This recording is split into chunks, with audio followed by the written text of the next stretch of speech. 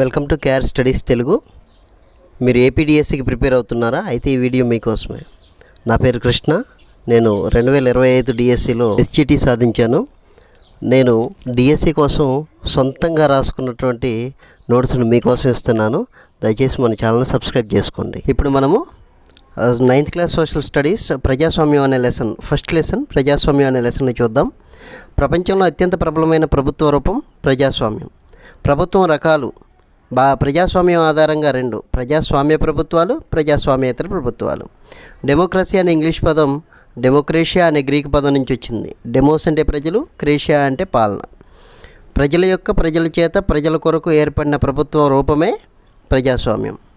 Myanmar సైనిక పాలకులు ప్రజలచే ఎన్నుకోబడిన వారు కాదు. సైన్యాన్ని అదుపులో ఉంచుకొని వీరి దేశానికి నాయకులు అయ్యారు. ఫినోచిట్ చిలీ నియంతలు ప్రజలచే ఎన్నుకోబడలేదు, రాచరికం ద్వారా ఎన్నుకోబడ్డారు. సౌదీ అరేబియా రాజుల వంశంలో పుట్టినందువల్ల పాలన సాగిస్తున్నారు. పర్వేజ్ ముషర్రఫ్ పాకిస్తాన్లో 1999 అక్టోబర్లో సైనిక తిరుగుబాటుకు నాయకత్వం వహించి ప్రజాస్వామ్యయుత ప్రభుత్వాన్ని పడగొట్టి తాను ముఖ్య పాలకునిగా ప్రకటించుకున్నాడు.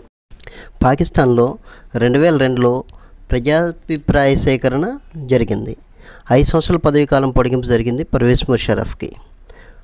సిరియా చిన్న పశ్చిమాసియా దేశం. పాలక పార్టీ బాత్ పార్టీ. మిత్రపక్షాలకు మాత్రమే పోటీ చేసే అధికారం ఉంటుంది.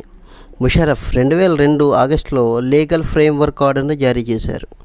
ఇతని ఉత్తర్వు ప్రకారం దేశ అధ్యక్షుడు జాతీయ, ప్రాంతీయ శాసనసభలను రద్దు చేయవచ్చు. పౌర మంత్రివర్గం యొక్క పనిని సైనిక అధికారుల నియంత్రణలో ఉన్న జాతీయ భద్రతా మండలి పర్యవేక్షిస్తుంది. పాకిస్తాన్లో ఎన్నికైన ప్రతినిధులకు కొన్ని అధికారాలు ఇవ్వబడ్డాయి, కానీ అంతిమ నిర్ణయం మాత్రం సైనిక అధికారులు మరియు పర్వేజ్ ముషర్రఫ్కే ఉంటుంది. ఇప్పుడు చైనా పరిస్థితిని చూద్దాం. చైనా ఎన్పిఎస్ ఉంటుంది. 5 సంవత్సరాలకు ఒకసారి ఎన్నికలు జరుగుతాయి. క్వాంగ్వో Renmin దైబియావో దహూమ్ NPS national peoples Congress అని పిలువబడే దేశ పార్లమెంట్ని ఎన్నుకోవడం కోసం. చైనా దేశ అధ్యక్షుని నియమించే అధికారం నేషనల్ పీపుల్ కాంగ్రెస్కు ఉంది. ఎన్పిఎస్లో దేశం నలుమూల నుండి ఎన్నికైన దాదాపు 3000 మంది సభ్యులు ఉంటారు. వీరిలో కొంతమంది సైనించే ఎన్నుకోబడతారు. ఎన్నికల్లో పోటీ చేసే అభ్యర్థికి ఎన్పిఎస్ పార్టీ ఆమోదం కంపల్సరీ కావాల్సిందే. ఎన్పిఎస్ లేదా దాని అనుబంధంగా ఉన్న 8 చిన్న పార్టీల్లో సభ్యులుగా ఉన్నవారే 2002, 2003లలో జరిగిన ఎన్నికల్లో పోటీ చేసేందుకు అనుమతించబడ్డారు. చైనాలో ప్రభుత్వం ఎల్లప్పుడూ కమ్యూనిస్ట్ పార్టీ ద్వారానే ఏర్పడుతుంది. 1930లో మెక్సికోకు స్వాతంత్రం వచ్చింది. 6 సంవత్సరాలకు ఎన్నికలు జరుగుతాయి. 6 సంవత్సరాలకు ఒకసారి ఎన్నికలు జరుగుతాయి. సైనిక నియంత్రణ పాలన కాదు. 2000 సంవత్సరాల వరకు పిఆర్ఐ ఇన్స్టిట్యూషనల్ రెవల్యూషన్ పార్టీ గెలుపు చౌకబారి జిమ్మికుల ద్వారా గెలుపు సాధించిందని అనేక పత్రికల్లో రావడం జరిగింది. ప్రభుత్వ ఉద్యోగులు పార్టీ సమావేశాలకు పిఆర్ఐకి ఓట్లు వేయమని తల్లిదండ్రులు బలవంతం చేసేవాళ్ళు. ప్రభుత్వ ఉద్యోగులే తల్లిదండ్రులను బలవంతం చేసేవాళ్ళు పిఆర్ఐకి ఓట్లు వేయమని, పార్టీ సమావేశాలకు రమ్మని. సౌదీ అరేబియాలో మహిళలకు ఓటు హక్కు 2015 వరకు లేదు. రష్యాలో ఎస్తోనియా పార్టీ అధికారంలో ఉంది. మైనార్టీ వ్యక్తులకు ఓటు హక్కు పొందడం కష్టంగా నియమాలను రచించింది రష్యాలో. ఫిజీలో స్థానిక ఫిజీ ఓటు హక్కు కంటే భారతీయ ఫిజీ ఓటు హక్కు విలువ తక్కువ. జింబాబ్వే 1980లో మైనార్టీ పాలన నుండి స్వాతంత్రం లభించింది. Zimbabwe president Robert Mugabe ZANU-PF party. ఈ పార్టీ అనేకసార్లు రాజ్యాంగాన్ని మార్పు చేసింది. రాబర్ట్ ముగాబే ప్రజా నిరసనలు, ప్రదర్శనలు, చట్టవిరుద్ధంగా ప్రకటనలు చేసేవాడు.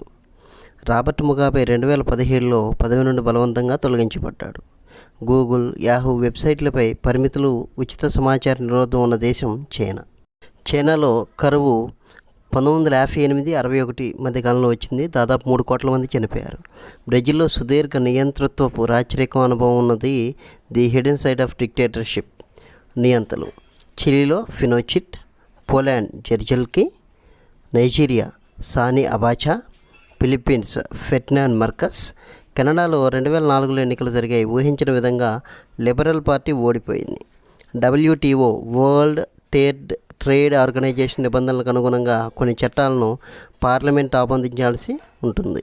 అధ్యక్ష తరహా ప్రజాస్వామ్యం Brazil, America. Very very important అండి. Thank you for watching this video. ఇంకా మన వీడియోలు కావాలి అని అంటే ఈ ఛానల్ వెంటనే సబ్స్క్రైబ్ చేసుకోండి. మీ ఫ్రెండ్స్ మరియు ఫ్యామిలీ మెంబర్స్కి షేర్ చేయండి. Thank you.